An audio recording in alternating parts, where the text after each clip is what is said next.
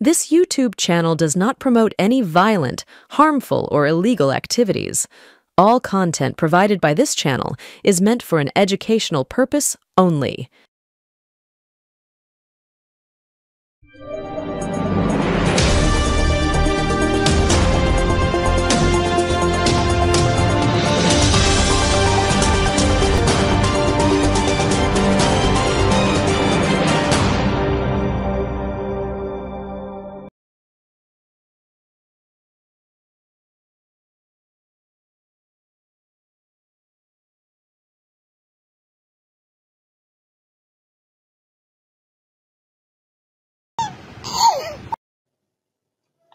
সুপ্রভাত, স্বাগতম, আসসালামু আলাইকুম, নমস্কার।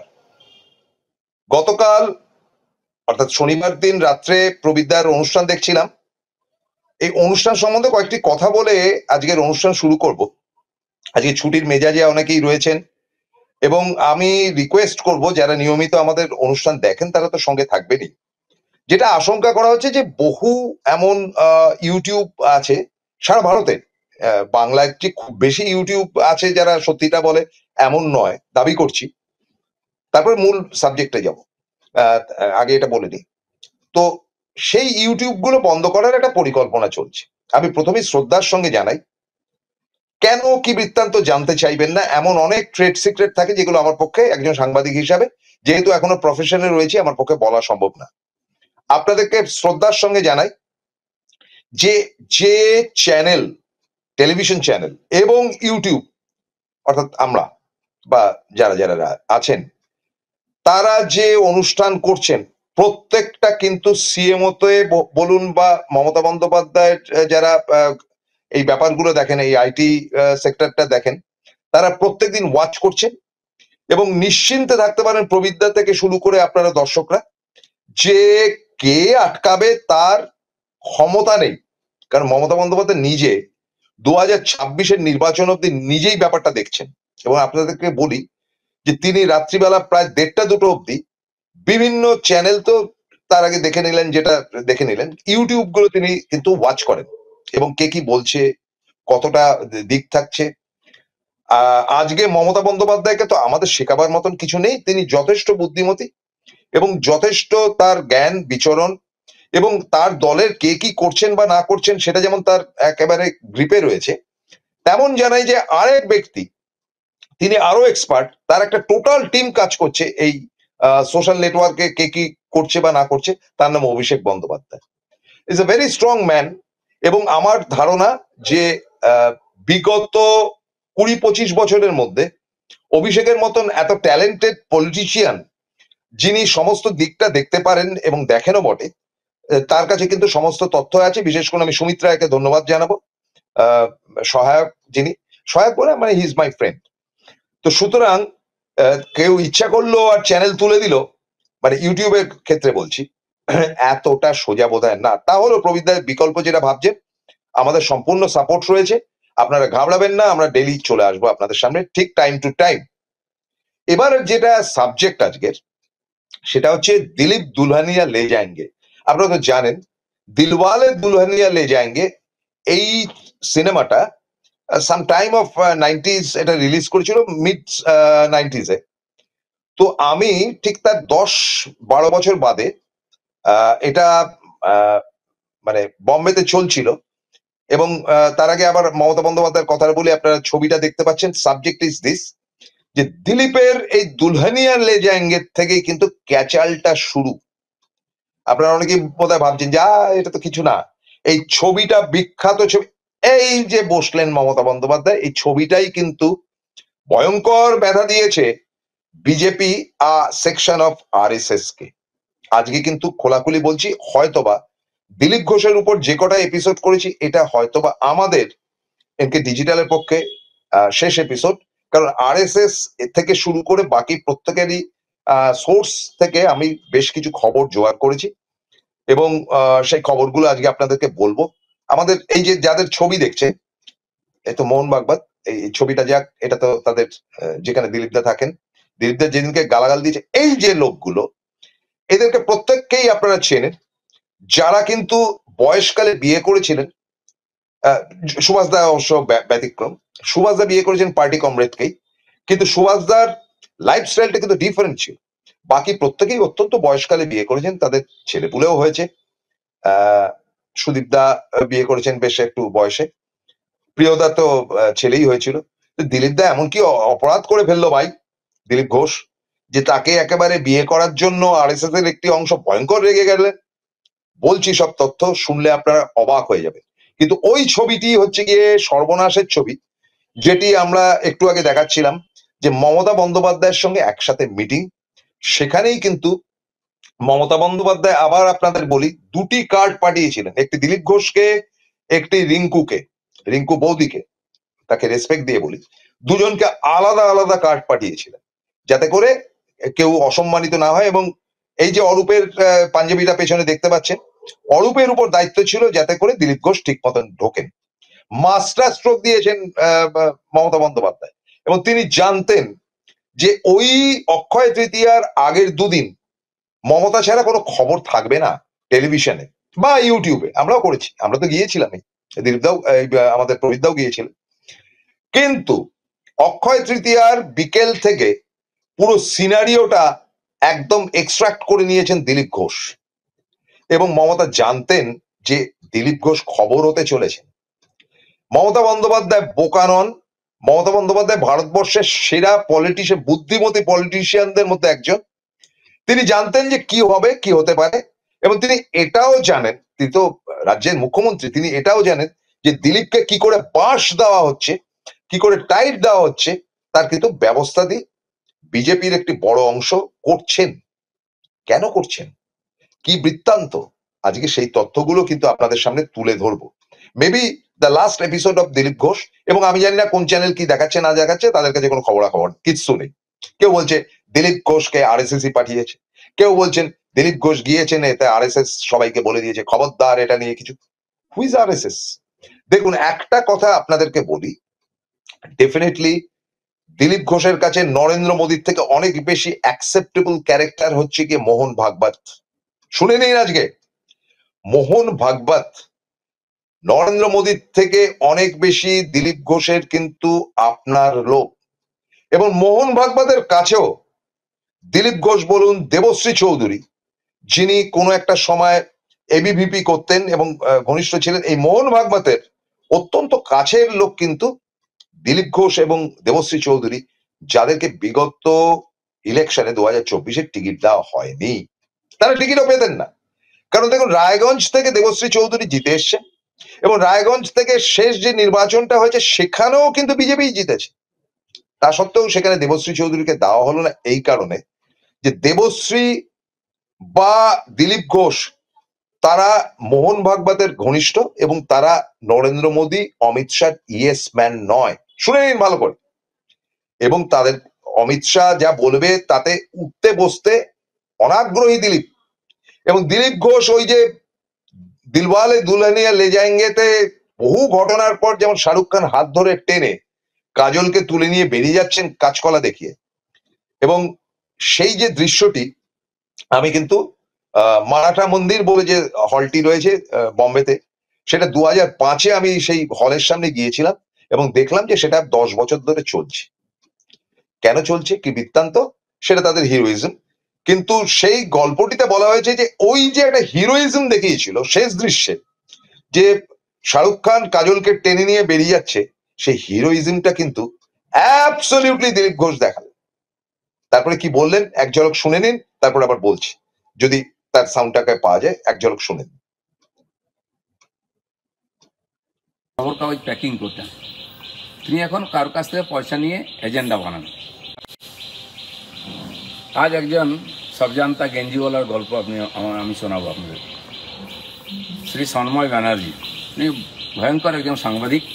তিনি কোনো খবর কাগজ চাকরি করতেন, খবর কাগজ প্যাকিং করতেন। তিনি এখন কারোর কাছ থেকে পয়সা নিয়ে এজেন্ডা বানান। ঠিক আছে, আপনার পেট চালাতে হবে, আপনি চালান। আপনি তো একজন অন্য দাস, আপনি বড় বড় কথা কি বলেন? আপনি যে চ্যানেল চালান না, তার জন্য আমেরিকা থেকে যে টাকা আসে না, যারা পাঠায় তারা আমার বন্ধু। আমিও তাদেরকে একদিন বলেছিলাম যে লোকটা রাষ্ট্রবাদী, একে সাহায্য করো।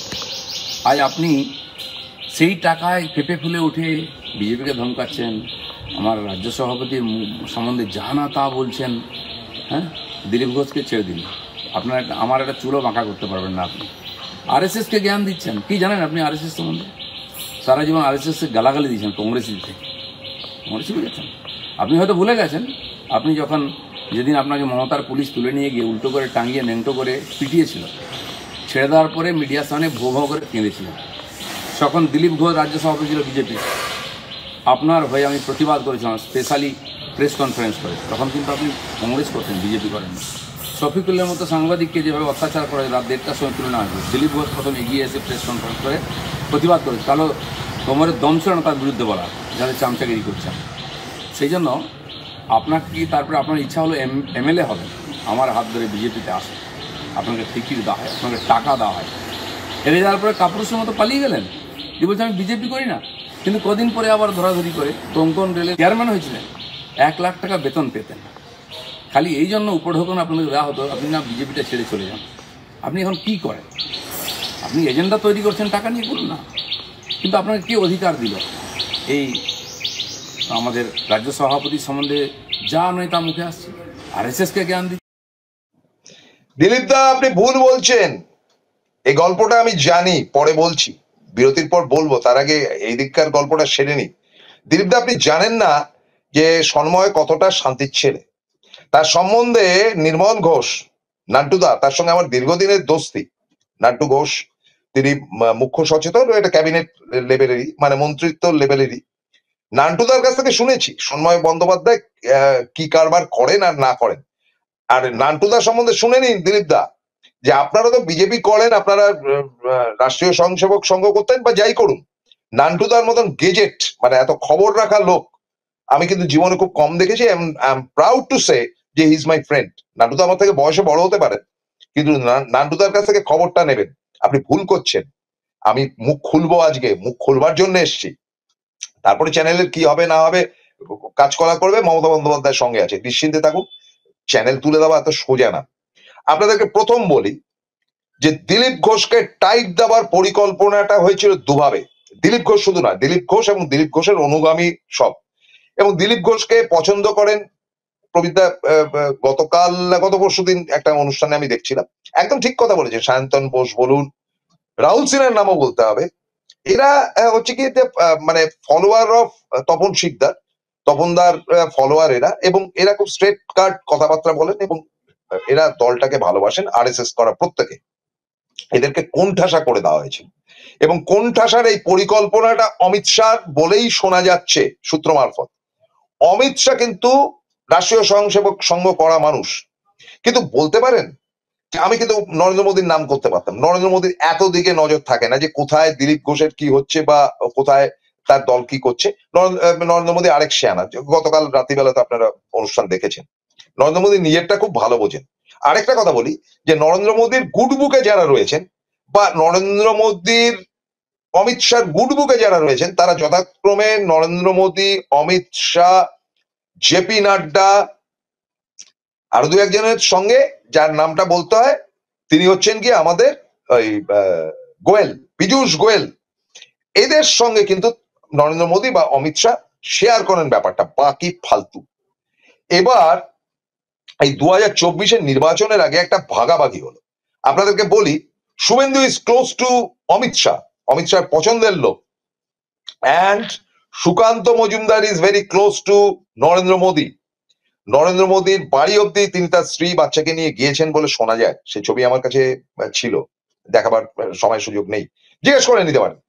সুকান্ত মজুমদার স্টিল আমি মনে করি যে তার চিন্তা চেতনার সঙ্গে আমার ফারাক থাকতে পারে। ইজ জেন্টলম্যান, মেপে কথা বলেন, উচ্চশিক্ষিত, এবং তার কলেজের ছাত্রছাত্রীরা বলে যে ভয়ঙ্কর কড়া। আমি তাকে ডিসরেসপেক্ট করতে পারি না, তিনি দলের সভাপতি হিসেবে যেটা করছেন ঠিক আছে, but he is close two Narendra Modi, direct connection. And শুভেন্দুর নরেন্দ্র মোদী অব্দি পৌঁছাবার কোনো অপশনই নেই। তার দৌড়টা কোথায়? অমিত শাহ অব্দি, কারণ অমিত শাহ দলটাকে চালায়। নামে মাত্র রয়েছে নাড্ডা, নাড্ডা ফাড্ডাকে রেখে দেবে যতদিন না অমিত শাহ চালাবেন, ততদিন নাড্ডার কোনো ক্ষমতা নেই। এতে বিস্তর খোঁজেছে নাগপুর, এবং 2024-এর আগে এমন কথাও শোনা গিয়েছিল যে এই গ্রুপটার এই এই এই এই সিন্ডিকেট গ্রুপটার মানে মোদি সিন্ডিকেট গ্রুপটার একটা ইচ্ছা ছিল যে আরএসএস তাদের কথায় চলবে। আরে আরএসএস একটা বিরাট গোলাকার বস্তু, তার একটা টুকরো মাত্র বিজেপি। আরএসএস এর যাই হোক না কেন, আমার মত পার্থক্য থাকতে পারে, ইটস এ বিগ অর্গানাইজেশন, তাদের অনেক সংগঠন আছে, তার মধ্যে বিজেপি একটা সংগঠন, তাদেরকে নিয়ে ভাবনা চিন্তাও করে না। কিন্তু সেই মোক্ষম জায়গায় নরেন্দ্র মোদী এবং অমিত শাহ খোঁচা দিয়েছেন। এবং নাড্ডা বলেছিলেন, আপনার খেয়াল আছে যে নাড্ডা বলেছিলেন যে আমরা এখন বড় হয়েছি, আর আমাদের কারুর হেল্প দরকার নেই। অর্থাৎ আরএসএস কে, এটা নাড্ডার কথা নয়, এটা নাড্ডাকে বলে দেওয়া হয়েছিল, অমিত শাহই বলে দিয়েছিল যে তুই গিয়ে বল, ইন্ডিয়ান এক্সপ্রেসে বড় বড় করে ছাপা হয়েছিল। ফলে এটাতে কিন্তু আরএসএস বিস্তর চটেছিল এবং তার কথা মোটেই শোনা হয়নি, মানে আরএসএস এর কথা, নাগপুরের কথা। আবার আরএসএস এর একটা গোষ্ঠী আছে যারা ক্লোজ টু নরেন্দ্র মোদী, গোষ্ঠীবাজি করেই তো ভারতের সমস্ত রাজনৈতিক দলগুলো গেল। মমতা বন্দ্যোপাধ্যায় স্ট্রিক্ট বলে এখনো বেশি চুদুরবুদুর করতে পারছে না কেউ তৃণমূলে, নইলে এখানে গোষ্ঠীদ্বন্দ্বের কিন্তু ব্যাপার থাকতো, মানে আমি শেট। কিন্তু এইসব দলের মধ্যে এসছে, সিপিএম দলের মধ্যে এসছে, সিপিএম দলের মধ্যে ওর বিরুদ্ধে বলছে। এ তো গতকাল প্রবিদ্যা যে অনুষ্ঠানটি করলেন রন্তিদেবের সঙ্গে, তাতে রন্তিদেব যে খুব খোলাখুলি বলেছেন এমন না, কিছু ফাঁক রয়ে গেছে যেটা আজকে আমি ফুলফিল করব। তো এই সিপিএম এর সঙ্গে একেবারে ওপেন আতাত রয়েছে বিজেপির, এটা শুনে রাখুন, জেনে রাখুন যে কেরাল তোমার, বাকি সব আমার। বাংলায় তোমরা দাঁত ফোটাতে পারবে না, তোমাদের যত চঙাই পঙাই কেরালে গিয়ে করো, বাংলা আমাদের হাতে তুলে দাও, এবং তারপর থেকে ভোট বাড়বে। আগামী 2026-এর ইলেকশনও তাই হবে, আর ভোটের পার্সেন্টেজ বাড়লেও বাড়তে পারে, মমতাদি বুঝে নিন। কিন্তু এখন এই মুহূর্তে যা সিচুয়েশন, তাতে করে হিন্দু ভোটটা অনেকটাই সুইচ করে গেছে, কেন দেখছে যে এই এতগুলো লোককে মেরে ফেলে দিল, শুধু হম্বি তম্বি চলছে। মানে ওই যে সেই আগে বলতো না, আমাদের পূর্ববঙ্গে, আমি নিজেও পূর্ববঙ্গের লোক, কাইটটা ফেলুম মাইরা ফেলুম, ইস্ট বেঙ্গল সাপোর্টার গিয়ে বলতো, ওখানে কোনোদিনই কাটেনি, মারেও নি। সেরকমই হাম দেখ লেঙ্গে পাকিস্তান কো বলে ঠুস ঠুস করে মুখ দিয়ে কতগুলো শব্দ হচ্ছে, এর বেশি কিছু হয়নি, ছেড়ে দিন, ওটা সাবজেক্ট না। কথাটা হচ্ছে নরেন্দ্র মোদীকে কোণঠাসার কাজ করার মতন হিম্মত এত বড় নেতা শুভেন্দু নয়, কিন্তু চুগলিবাজি করার জন্য তাদের ক্ষমতা রয়েছে। শুভেন্দুর সঙ্গে কে রয়েছে? সৌমিত্র খান রয়েছে, যার সঙ্গে একেবারে দিবারাত্র ঝামেলা। সৌমিত্র খান কোনো একটা স্ট্যান্ডার্ড নেতাই না, 3বার দল বদলেছে, 2বার বউ বদলেছে, তারপরে নাকি তার বান্ধবী বান্ধবী আছে, যেটা ইয়ে বলছিলেন কিছুক্ষণ আগে। আচ্ছা, সন্ময় বন্দ্যোপাধ্যায় সেরা, এই যে দেখছেন তো, থ্যাংক ইউ সংবাদ প্রতিদিন, আমি কিন্তু একদম টুম্পায়ের কাছে পারমিশন নিয়ে আপনাদের কাছ থেকে ছবিটা দিলাম, থ্যাংক ইউ ভেরি মাচ। এবং কুণালদার কাছ থেকেও পারমিশন নেওয়া রয়েছে, সংবাদ প্রতিদিনকে কৃতজ্ঞতা জানাচ্ছি অনুষ্ঠান থেকে। সৌমিত্র খান কোন লেভেলের লিডারই না, বেকার কাচরা ফালতু জিনিস, এর আগেও খিস্তিকেও করেছিল, বাজে লোক, একেবারে শান্তির ছেলে। তো এরকম শান্তির ছেলে তো ভর্তি, যারা এই তৃণমূল থেকে বা ওই সিপিএম থেকে বা নানান জায়গা থেকে পাল্টিকে বিজেপিতে এসছে, তারা আরএসএস এর কিছু জানে, সিস্টেম জানে। আপনি আজকে সিপিএম এ গেলেই সিপিএম আপনাকে এন্ট্রি দেবে। সিপিএম অন্তত এই ব্যাপারে বিজেপি থেকে অনেক ভদ্র, যে আপনি দলে গেলে এখনো আজকে 0 পয়েন্টে যারা দাঁড়িয়ে রয়েছে তারা আপনাকে মেম্বারশিপ দেবে না, সেই অন্তত বাম দলগুলোর রয়েছে। কিন্তু এই বিজেপির কিন্তু সেটা নেই, এবং এই মিথটাকে ভেঙেছে কিন্তু নরেন্দ্র মোদী, অমিত শাহ, কারণ তাদের নিজেদের ক্ষমতা, দীর্ঘদিন ক্ষমতায় থাকার বাসনা, তারা পাত্তা দেয়নি আরএসএস কে। কাজেই আরএসএস এর একটি অংশ, বিজেপির একটি বড় অংশ আলাদা হয়ে গেছে, মোদীপন্থী হয়ে গেছে, এবং মোদীপন্থী হয়ে তাদের ব্যাড বুকে যে কটি নাম ছিল, তার অন্যতম একটি নাম হচ্ছে গিয়ে দিলীপ ঘোষ। দেবশ্রী চৌধুরীও ছিলেন। বলবো বাকি কথা একটা বিরতির পর, সঙ্গে থাকুন, পালাবেন না, সবাই আজকে শেয়ার করবেন, সঙ্গে থাকুন। Found Kolkata's first ever sweet shop serving so unique items like Dab Malai Curry, Motichur Truffle, Gajor Borfi, Dab Kalakand, and I had to try them. শুধু তাই নয়, শক্তিগড়ের ল্যাংচা, বর্ধমানের সীতাভোগ, মালদার পোস্তকদম, বহরমপুরের ছানা বড়া, এগুলো সবকিছু খেতে হলে আর এত দূরে যেতে হবে না। সুন্দরিনী ন্যাচারালসে পেয়ে যাবে পশ্চিমবঙ্গের বিখ্যাত 10টা জেলার মিষ্টি all under the same roof. এদের বেস্ট সেলার্স কচি ডাবের শাঁস দিয়ে বানানো ডাব মালাইকারি আর কলা পাতায় মোড়া গুড়ের সন্দেশ পাতুরি আর মাস্ট ট্রাই।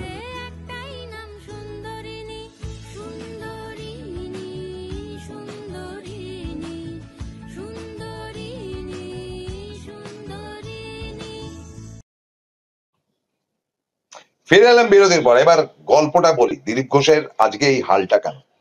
দিলীপ ঘোষ বরাবর অমিত শাহ এবং নরেন্দ্র মোদীর ব্যাট বুকে থাকা, মানে নরেন্দ্র মোদী ঠিক ব্যাট বুকে থাকা না, নরেন্দ্র মোদী গুড বুকে থাকা অনেক লোক রয়েছে।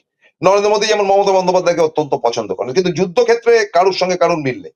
কিন্তু নরেন্দ্র মোদী বিভিন্ন ক্ষেত্রে বলেছেন যে মমতাজি মমতাজি তাকে ভেট পাঠান, মিষ্টি পাঠান, এগুলো তিনি স্বীকার করেছে। তার মানে কিছু না, একজন প্রধানমন্ত্রীর সঙ্গে একটা মুখ্যমন্ত্রী যে গুড রিলেশন থাকে সেটা রয়েছে। রিলেশনের জায়গা অনেকে রয়েছে, যে অনেক জায়গাটার মধ্যে একটি নাম হচ্ছে গিয়ে বিমান বোস। মমতা বন্দ্যোপাধ্যায়ের সঙ্গে গুড বুকে থাকার নামটি হচ্ছে কি দিলীপ ঘোষ।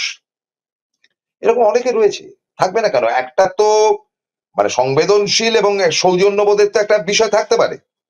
এইবারে এই দিলীপ ঘোষের অত্যন্ত বাড়াবাড়ি শুরু করলেন দিলীপ ঘোষের বিরুদ্ধে, যে এই লোকটাকে বাড়তে দেওয়া ঠিক না। এই সময়টা কিন্তু সুকান্ত সামহাও খানিকটা হলো শুভেন্দুর সঙ্গে মিউচুয়াল করেছিল, এবং শুভেন্দুর তরফ থেকে অমিত শাহর কাছে যে লিস্ট চাওয়া হয়েছিল লোকসভার ক্যান্ডিডেটের হিসাবে, সেই লিস্টের মধ্যে দিলীপ ঘোষের নাম ছিল না, দেবশ্রী চৌধুরীর নাম ছিল না। তারপরে তো ফাইনালাইজ করে অমিত শাহ নিজে, লোকে বলবে না আসলে করেছেন অমিত শাহ, এবং দুজনের নাম ঘ্যাচ কাটা করে দেওয়া হয়েছে। খবরটি নাগপুরে যায়, নাগপুরে যাওয়ার পর নাগপুর বেদম চটে যে দেবশ্রী চৌধুরীর মতন এবিভিপি করা স্যাক্রিফাইস, যদিও দেবশ্রী চৌধুরী খুব একটা কাজের মেয়ে না, তিনি সময় দিতে পারতেন না রায়গঞ্জে, কিন্তু যাই হোক ঠিক আছে, পার্টি ম্যান তো তাদের দুজনকে ছেটে ফেলা হয়। তখন নাগপুর থেকে কড়া নির্দেশিকা আসে যে বেশি বাড়াবাড়ি করলে কিন্তু এর ফল খারাপ হবে। যে নির্দেশিকা উত্তরপ্রদেশের ব্যাপারেও নরেন্দ্র মোদীর কাছে এসেছিল, যে অমিত শাহের কাছে এসেছিল, যে নির্দেশিকা বিহারের ব্যাপারে এসেছিল, মহারাষ্ট্রের ব্যাপারে এসেছিল, পশ্চিমবঙ্গের ব্যাপারেও এসেছিল। এবং বিজেপি সব থেকে খারাপ রেজাল্ট করে পশ্চিমবঙ্গে, সবচাইতে খারাপ রেজাল্ট করে। তারা উত্তরপ্রদেশে কম আসন পেয়েছে, মহারাষ্ট্রে কম আসন পেয়েছে, কিন্তু মানে একেবারে ম্যাসিভ যে ঝাপটাটা খেয়েছে, থাপ্পড়টা খেয়েছে, সেটা হচ্ছে পশ্চিমবঙ্গে। এবং তার জন্য রিজন যদি শুভেন্দুকে বলেন, আমি বলবো ভুল করছেন। আগে ধরুন অমিত শাহকে, শুভেন্দু অমিত শাহ মানে মুখ, মানে মুখোশ, মুখটা কিন্তু অমিত শাহ। তো ঘ্যাচকাটা করার পর মানে নাগপুর থেকে কথা এলো যে এদেরকে ইমিডিয়েটলি টিকিট দেওয়ার ব্যবস্থা করুন, দেখাচ্ছি মজা। আপনারা দেখলেন যে আরএসএস অফ হয়ে থাকাতে 240-এ গিয়ে আটকে গেল। আরএসএস যদি মনে করতো 150-র মধ্যে আটকে দিত বিজেপিকে, এত বড় ক্ষমতা তাদের, কারণ এটা রেজিমেন্টেড পার্টি, এদের দয়া মায়া অমুক তমুক সব কিন্তু পার্টি কেন্দ্রিক, যেটা সিপিএম এরও বটে। তো দিলীপ ঘোষকে এবং দেবশ্রী চৌধুরীকে এমন দুটি জায়গা ঠিক করা হলো, এবং এটা শোনা যায় যে শুভেন্দুর প্ল্যান, যে এমন দুটি জায়গায় ঢোকানো হলো যেখানে তাদের মরণ অনিবার্য। একজনকে বর্ধমান দুর্গাপুর, একজনকে দক্ষিণ কলকাতা, যেটা চিরকাল একেবারে ক্রিম প্লেস অফ তৃণমূল, যেখানে মানে তৃণমূল থেকে যদি একটা ধূপকাঠিকে দাঁড় করিয়ে দেওয়া যায়, সে জিতে যাবে। দুজনই হারলেন, দিলীপ ঘোষ জানতেন তিনি হারবেন। দিলীপ ঘোষ আমাকে বলেছেন যে আমাকে মরণ কূপে ফেলা হলো। কেন দিলীপ ঘোষকে দেওয়া যেত না এই অর্বাচীন চন্ডাল এই গাঙ্গুলির জায়গায়? কে সে? হরিদাস পাল, শান্তির ছেলে, তার জায়গায় কি দিলীপ ঘোষকে দেওয়া যেত না? পাস হয়ে বেরিয়ে আসতো, কিন্তু দেবে না বলেই দেয়নি, দেবে না বলেই মেদিনীপুরে তার জায়গা থেকে দেয়নি। তো এই কাণ্ড কারখানা হওয়ার পর দিলীপ ঘোষ ফ্রাস্ট্রেটেড আরম্ভ করলেন। এবার দ্বিতীয় ছাঁটাইটা হলো, তাকে ভাইস প্রেসিডেন্ট করা হলো দলের সর্বভারতীয়, যদিও সর্বভারতীয় বিজেপির ভাইস প্রেসিডেন্ট ভ্যালুলেস, আপনাদের বলি ভ্যালুলেস, সাংগঠনিক সম্পাদক অনেক বেশি স্ট্রং। তো তাকে দেওয়া হলো, এবং কিছুদিন বাদে তাকে সেখান থেকেও ছেড়ে দেওয়া হলো। এসব খেলা অমিত শাহর খেলা, যে একে চলবে না, সব শুভেন্দু। তাতে করে আজকে এই জায়গাটা দাঁড়িয়েছে। তারপরে দিলীপ ঘোষ বললেন যে যখন সব গেছে তখন দুলহানিয়া লে যায়েঙ্গে, বিয়ে করব। এটা আরএসএস এর একটা সফট প্লেস। আরএসএস মনে করে যে তাদের দল করতে গেলে যে অন্তত মদ খাওয়া চলবে না, সিগারেট খাওয়া চলবে না, মহিলা সংক্রান্ত কোনো নোংরামির মধ্যে যাওয়া যাবে না, টাকা চুরি করা যাবে না, এবং পারলে অবিবাহিত থাকো, পার্টিতে ঢুকে গেলে তারপরে যা করার করো। দিলীপ ঘোষ কিন্তু প্রচারক ছিলেন, প্রচারকরা সাধারণত বিয়ে করেন না।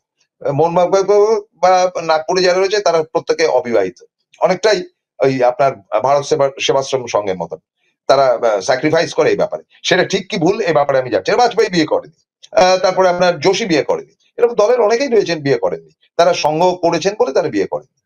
বিয়ে করলেই বা বিরাট ক্ষতিটা কিছু ছিল এমন তো না, কারণ আমাদের তো মুখ্যমন্ত্রীরও বিয়ে হয়নি, অরূপ বিশ্বাস বিয়ে করেনি, টাইম পাইনি বলে বিয়ে করেনি। কিন্তু এই 61 বছর বয়সে দিলীপ দুলহানিয়া লে যায়ঙ্গে একটাই মুখে ঝামা ঘষবার জন্য বিয়ে করলেন, যে বিজেপির অভ্যন্তরে থাকা আরএসএস এবং আরএসএস এর একটি অংশ যারা দিলীপ বিরোধী, তাদের মুখে ঝামা ঘষার জন্য তিনি বিয়ে করলেন। দিলীপ দুলহানিয়া নিয়ে ট্রেনে উঠে বেরিয়ে গেলেন, তোরা যা ছেঁড়া ছেড়ে নিস, আমি বিয়ে করছি। এটাতে করেও ট্রাবল হলো।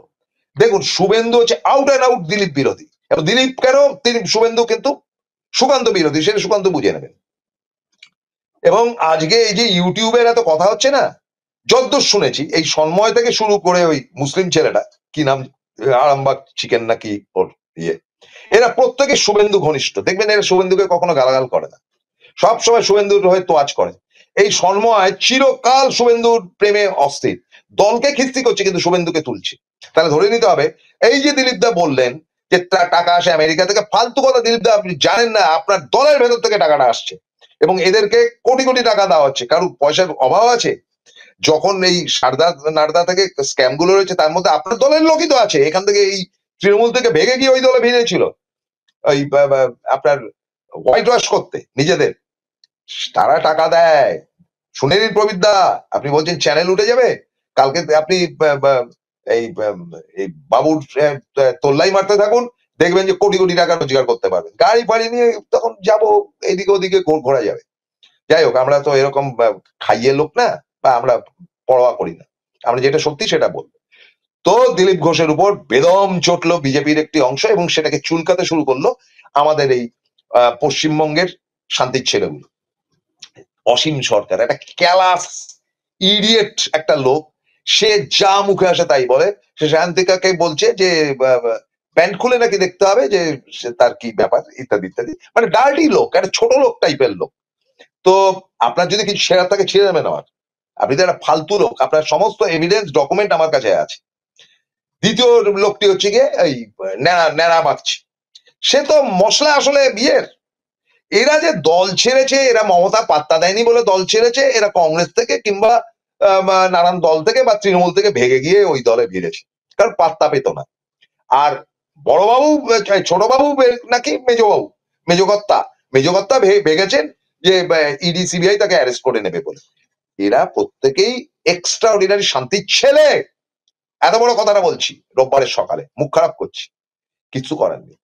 এইবারে কিন্তু দিলীপ ঘোষ ডিটারমাইন, কারুর পরোয়া করেননি যে আরএসএস কাছ থেকে, কিন্তু আরএসএস জানে যে এই ব্যাপারটা। এমন গেম খেললেন এবং মমতা এমন সাপোর্ট দিলেন তাকে, যে মন্দিরে প্রবেশ করছে ভগবানের কাছে। আমার ঈশ্বর ফিশ্বরের ব্যাপার নেই, আমার অত ভক্তি শ্রদ্ধার ব্যাপার নেই। দীঘাতে ডেকেছিলেন, একটা নতুন জায়গা হচ্ছে, বেশ ভালো। আমার জগন্নাথের রথ ছোটবেলা টানতাম, কিন্তু একেবারে ভয়ঙ্কর হিন্দুত্ববাদীর মুখ ফুক বা ভক্তি ফক্তি আমার নেই, কিছু মনে করবেন না তার জন্য। হতেই পারে, এক একটা লোকের একটা প্যাটার্ন হতে পারে, কিন্তু আমি হিন্দু মুসলমান দুজনকে সমান শ্রদ্ধা করি, বরং মুসলিম ফ্রেন্ড আমার অনেক বেশি। আপনারা মাইন্ড করলেন, কিছু করার নেই ভাই, তারা আমাকে ভালোবাসে। তো এই দিলীপ ঘোষ, তিনি যে গেলেন মমতার কাছে, তিনি জানতেন যে এটা নিয়ে দলে তোলপাড় হয়ে যাবে। এরকম একটা ক্রুশিয়াল টাইম যখন তারা ওই কাশ্মীর খাওয়াচ্ছে, পহেলগাঁও খাওয়াচ্ছে, তারা যুদ্ধ করছে, মানে যুদ্ধ না কি করছে সে একমাত্র মোদি বলতে পারবে, তারা ইয়ে করছে, ওই আপনার মুর্শিদাবাদের খবর খাওয়াচ্ছে। আপনারা খেয়াল করেছেন গত 10 দিনে চ্যানেলগুলোর একটি ওই শান্তির ছেলের চ্যানেল বাদ দিয়ে বাকি সব চ্যানেল কিন্তু সিধা হয়ে গেছে। এর বেশি কিছু বলবো না। মমতা বন্দ্যোপাধ্যায় ট্যাকটিক্স জানেন যে কাকে কখন কিভাবে ট্রিট করতে হয়। যদিও আনন্দবাজারে বড় বড় করে হেডলাইন বিরুদ্ধে যাচ্ছে, সে করুক, কে পরোয়া করে, কে খবরের কাগজ পড়ে মশা, কে টিভি দেখে, সব তো এখন হাতে মোবাইল পেয়ে যাচ্ছে, সেখানে দেখছে। তো তাদের মতন তারা চলছে, তাদের পলিসি। আমি যেহেতু মিডিয়াতে রয়েছি, মানে টেলিভিশনে রয়েছি, আমি কাউকে সমালোচনা করবো, কিন্তু এদেরকে করবো। সন্ময় বন্দ্যোপাধ্যায় কে, তিনি মাল, তিনি শুভেন্দুর একেবারে পায়ের তলায় থাকা, যেরকম ওই কি বলে উকিল ভট্টাচার্যের পায়ের তলায় থাকা এই জজ গাঙ্গুলি, সেরকম হচ্ছে তার পায়ের তলায় থাকা। তাকে দল থেকে অনেকদিন আগে বেরফের করে দেওয়া হয়েছে, কি করেছিল ছেঁচড়া আমি জানি না। তিনি রোজ হাউ হাউ হাউ করছে, আর ঘাড় ব্যাকা, তার স্পন্ডিলাইটিস আছে নাকি, একবার তাকে তুলে নিয়ে যাওয়া হয়েছিল। কিচ্ছা চূড়ান্ত। নাট্টু ঘোষকে জিজ্ঞেস করবেন যে প্রসূনদা বলেছে, আমার নাম করে বলবেন নাট্টু ঘোষকে, যে তার কীর্তন কি সব বেরিয়ে যাবে। তো সেই যেই মুহূর্তে এই ধরনের হৈ হৈ করা শুভেন্দু ঘনিষ্ঠ ইউটিউব গুলো খিস্তি করতে আরম্ভ করলো এবং চ্যানেলগুলো এটা নিয়ে নাড়াচাড়া করলো যে এই বলছে ওই বলছে সেই বলছে, সুকান্ত মজুমদার শুধু বলেছে যে পার্টির লাইনে কিন্তু তৃণমূলের জায়গায় যাওয়ার ব্যাপার নেই, কিন্তু কেউ খুব একটা আরএসএস এর লোকেরা বলতে পারছে না ভাই মন্দিরে গেছো তোমরা, হিন্দুত্বের মন্দির, সেখানে গেলে মহাপাপ, এটা বললে হিন্দু বিরোধী হয়ে যায়, যেটা অলরেডি কিন্তু বলে ফলে এরা কেলোর কীর্তি করে রেখে দিয়েছে। কারা ভয় পাচ্ছে? যারা আরএসএস করা বিজেপি তারা ঘাবড়ে গেছে। যেটা তো মমতা সাংঘাতিক ট্রিক্স খেললো এবং তার সঙ্গে তো সহমত হলো দিলীপ ঘোষ। সুতরাং মন্দিরের বিরুদ্ধে কিছু বললে তো উল্টে কেস। দিল্লি থেকে অর্ডার এলো, দিলীপ ঘোষের বিরুদ্ধে আর একটি কথাও বলা যাবে না। শুভেন্দু বাবু দেখলেন তো মহাবিপদ, দিলীপ ঘোষকে তো টাইট দিতে হবে। এবার নন আরএসএস লোকগুলো মুখ খুলতে আরম্ভ করলো, এই শান্তির ছেলেগুলো আর কি। তার মধ্যে অন্যতম একজন হচ্ছে সন্ময় বন্দ্যোপাধ্যায়, তিনি মুখ খুলে খেউড়বাজি করতে আরম্ভ করলেন। আপনাদের একটা ছোট ঘটনা বলি, বছর 3-4-5 আগে, মানে 4-5 বছরের মধ্যে সন্ময় বন্দ্যোপাধ্যায় তার বাড়িতে দুর্গাপুজো করেন, নেমন্তন্ন করেন তার ঘনিষ্ঠ লোকেদের। হঠাৎ চ্যানেলে চ্যানেলে ফোন, এই দেখুন না শুভেন্দুকে ঢুকতে দিচ্ছে না। তা আমি একজনের কাছ থেকে শুনলাম, এক সাংবাদিক আমাকে বলছিল যে শুভেন্দুকে ঢুকতে দিচ্ছে না, সন্ময় বন্দ্যোপাধ্যায়ের বাড়িতে সামনে হুজ্জুদি করছে। আমি বললাম সন্ময় বন্দ্যোপাধ্যায় বাড়িতে যে দুর্গাপুজো হয়, এই শান্তির ছেলে কাউকে নেমন্তন্ন করেছে? যে তোরা খবর করতে যাচ্ছিস যে তার বাড়িতে শুভেন্দুকে আটকালো কি না আটকালো, ধান্দাবাজি শেয়ানা জিনিস। তার মধ্যে টিভি ওয়ালাদের কাছ থেকেও সে ভেগে গেছে, বেকার কাচরা গন্দা, মানে ফালতু জিনিস। তো এখন যেটা লেটেস্ট নিউজ, যে বিজেপির অফিসিয়ালস অ্যান্ড পার্ট অফ, আমি জানি না পরের দিকে মোহন ভাগবত কি ডিসিশন নেবেন বা না নেবেন, পার্ট অফ আরএসএস ডেফিনেটলি তারা ডিসিশন নিয়েছেন যে দিলীপ ঘোষকে পাত্তা দেওয়া হবে না। কিন্তু দিলীপ ঘোষ নিয়ে কোনো উল্টোপাল্টা বলাও যাবে না। দিলীপ ঘোষ কিন্তু র্যাম্পার্ট খিস্তি করবে, প্রত্যেকদিন করবে, প্রত্যেকদিন বিভিন্ন চ্যানেলে খিস্তি করবে, কিন্তু দিলীপ ঘোষকে পাত্তা দেওয়া যাবে না। ওনাকে কোনো মিটিং এ ডাকা যাবে না। সামনেই নাকি 6 তারিখে কি একটা মিটিং আছে, তাতে দিলীপ ঘোষ আমন্ত্রিত থাকবে না, আপনাদের লিখে দিলাম। 6 তারিখ তো কালকেই না পরশুদিন, যাই হোক, তাতে ডাকা হবে না। এবং দিলীপ ঘোষ যদি কোনো মিটিং অ্যারেঞ্জ করেন বিজেপির হয়ে, সেই মিটিং এ যাতে কেউ না যায়, এই অর্ডারটি দিল্লি থেকে এসছে। দিলীপ ঘোষকে বিয়ে কেন করলো, দিলীপ ঘোষকে বয়কট করো কেন মমতার সঙ্গে গেল, এসব করে লাভ নেই। বেশি বাড়লে না দিলীপ ঘোষ শেষ, মরণাস্ত্রটা তার তুনে রয়েছে, সেটা বার করবেন। সেটা যে কি আজকে মুখ খুলছি না, সেটা বড় ভয়ঙ্কর। বিজেপি ওই যে দেখেছেন তো দুলানিয়া দিলওয়ালে দুলানিয়া লে যায়েঙ্গের শেষ দৃশ্যটা, সবাই ভ্যাবলা মেরে দাঁড়িয়ে রয়েছে, শাহরুখ খান হাত দিয়ে টেনে কাজলকে তুলে নিয়ে বেরিয়ে চলে গেছে। সেটা রিঙ্কু দিকে টেনে তুলে ট্রেনে করে এখন রওনা দিয়েছেন। দিলীপ ঘোষ কাউকে পাত্তা দেবেন না। বলে রাখলাম, লিখে রাখুন আজকে ডেটটা, রোববার সকালে লিখে রাখুন। দিলীপ ঘোষ এমন কীর্তন করবেন তার সঙ্গে এই চুদুর বুদুর করলে, বিজেপিকে 50টা সিটও আগামী দিনে পেতে হবে না। লিখে রাখুন। শেষ করছি, ধন্যবাদ, ভালো থাকুক, রোববারটা ভালো করে কাটান। নমস্কার, আদাব।